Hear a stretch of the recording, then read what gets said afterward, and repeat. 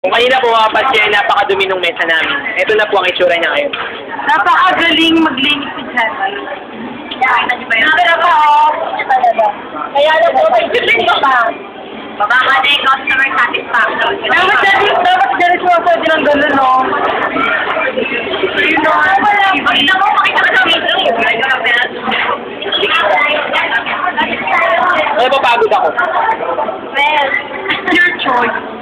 That's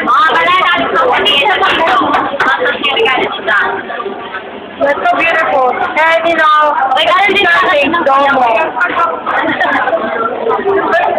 Ito alam niyo kung ano? Kesa ko pinili. Yun lang.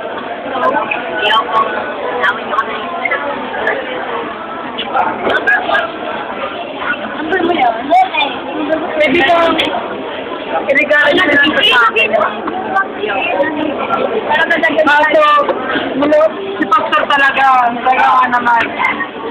Love na love ako ni Pastor.